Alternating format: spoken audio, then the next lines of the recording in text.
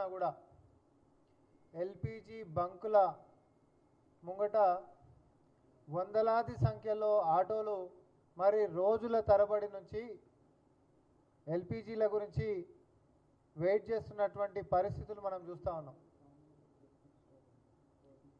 కేంద్ర ప్రభుత్వ బాధ్యత అయినటువంటి ఎల్పిజి సరఫరా ఈరోజు అర్ధాంతరంగా ఆపేసినందుకు ఈరోజు మరి ఆటో వాళ్ళందరూ కూడా వారి యొక్క జీవనం గడవాలంటే ఆటో నడుపుకోవాలి. ఆ ఆటోల రకరకాల చట్టాలు వచ్చినప్పుడు ఆటోలని పెట్రోల్లోకించి ఎల్పిజీలకి తీసుకొని వచ్చినప్పుడు అందరు ఎల్పిజీలకి కన్వర్ట్ అయినప్పుడు ఈరోజు సుమారు హైదరాబాద్లోనే 95,000 ఆటోలు ఎల్పిజి ఆటోలు ఉన్నాయి.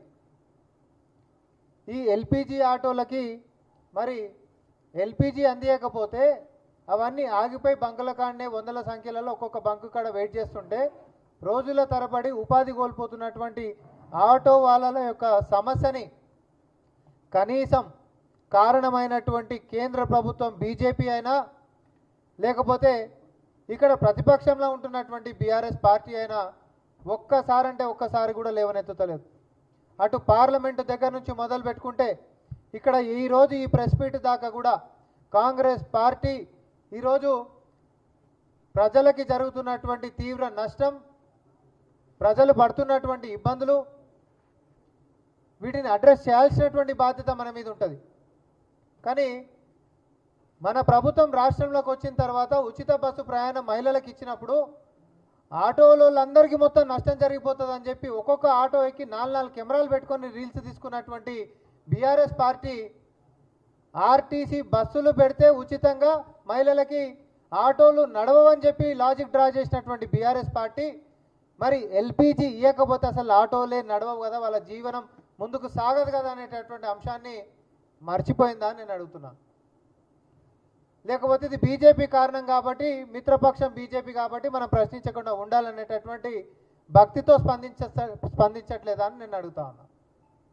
బీజేపీ అంటే బీఆర్ఎస్కి భయమా లేకపోతే భక్త? రోడ్డున ఎక్కినటువంటి ఆటోలు కనిపిస్తలేరా? ఇప్పుడు రోజుల తరబడి మీరు ఎక్కడైనా తీసుకోరు, ఏ నియోజకవర్గంలో తీసుకోండి, ఎల్పిజి బంకులు అక్కడ మొత్తం ఆటోలు ఆగున్నాయి. బంకులు మొత్తం బంద్ చేసిండ్రు, లేవు అవుట్ ఆఫ్ స్టాక్ అని చెప్పి. మనం ఈ ప్రభుత్వం నుంచి రివ్యూలు చేయడమే కాదు, కేంద్రానికి మనం ఈరోజు రెగ్యులర్గా రిప్రజెంటేషన్స్ ఇస్తూ ఉన్నాం. మీరు చర్యలు తీసుకోవాలి, ఎందుకంటే సరఫరా చేయాల్సినటువంటి బాధ్యత కేంద్ర ప్రభుత్వం బీజేపీ కాబట్టి. ఏమన్నానంటే ఆడ యుద్ధం జరుగుతూ ఉంది, ఇరాను ఇజ్రాయెల్ యుద్ధం జరుగుతూ ఉంది కాబట్టి ఇవన్నీ సంక్షోభాలు వస్తున్నాయి అనేటటువంటి కారణాలతో మనం ఏదైనా చెప్పే ప్రయత్నం చేస్తే తప్పుడు ప్రచారాలు ఏం చేయొద్దు, అన్నీ సవ్యంగా ఉన్నాయి. ఈరోజు ఎట్లాంటి సమస్యలు కూడా లేవనెత్తేటటువంటి పరిస్థితి లేదు దేశంలో అని చెప్పి ఒక పక్క ప్రధానమంత్రి గారు మాట్లాడతారు.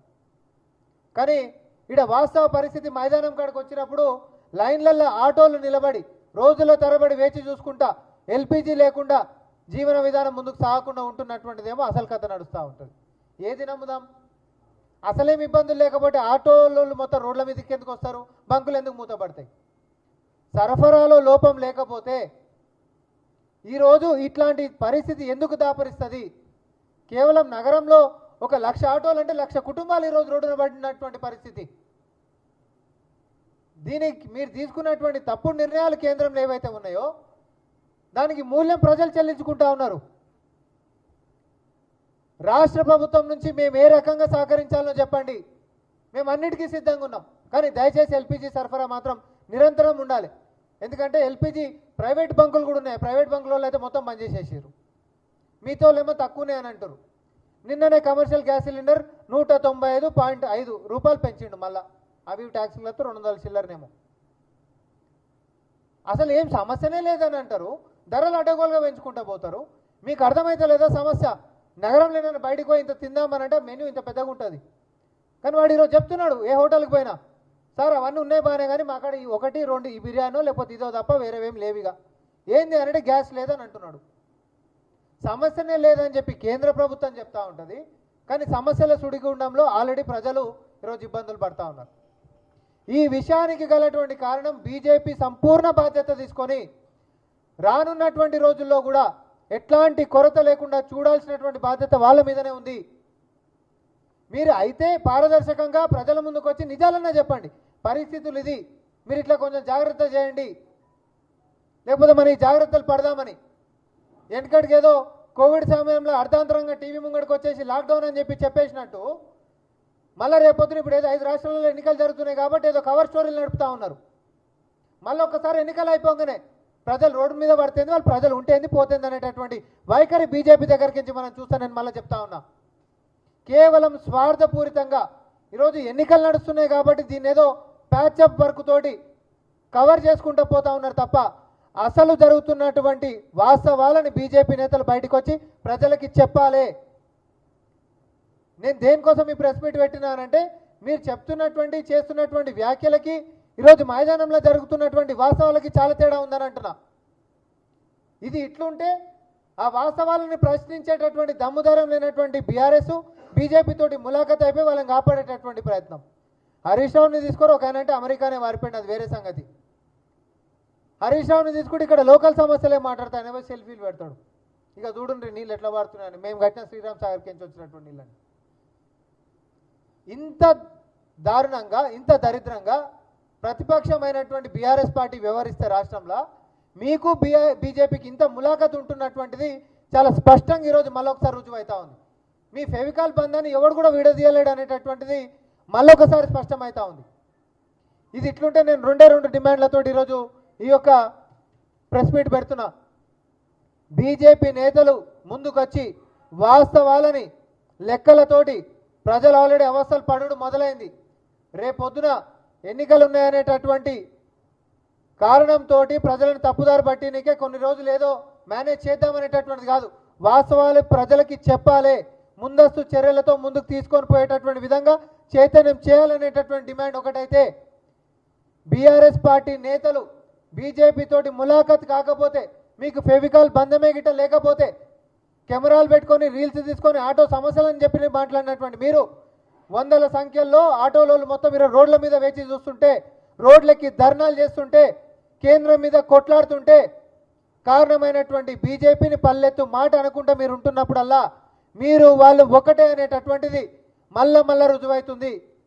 ఇంకొక అవకాశం తీసుకునైనా మీ యొక్క చిత్తశుద్ధిని కేంద్రం మీద కొట్లాడి ఆటో వాళ్ళకి యొక్క బాసటగా నిలబడాలి. మాతో పాటు మద్దతుగా ఈరోజు తెలంగాణ మొత్తం కూడా కొరత మీద కొట్లాడదామనేటటువంటి దాని మీద మనం కలిసి నడవాల్సినటువంటి బాధ్యత ఉంది. ప్రజల సమస్యలకు మించేది కాదు, కానీ వాస్తవాలు చూస్తేనేమో బీఆర్ఎస్ పార్టీకి స్వార్థమే ఎక్కువ కనిపిస్తూ ఉంది.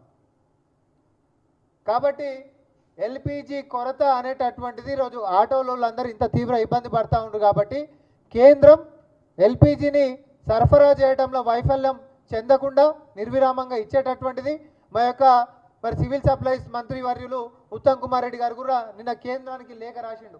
ఉంటున్నటువంటి షార్టేజ్ ఇడనే కాదు అన్ని రాష్ట్రాలలో కూడా అదే దాపురించినటువంటి పరిస్థితి కేంద్రం యొక్క తప్పుడు నిర్ణయాలతోటి. ఈరోజు చుట్టుముట్టు దేశాలు కూడా మనతో మంచి లేనటువంటి పరిస్థితి.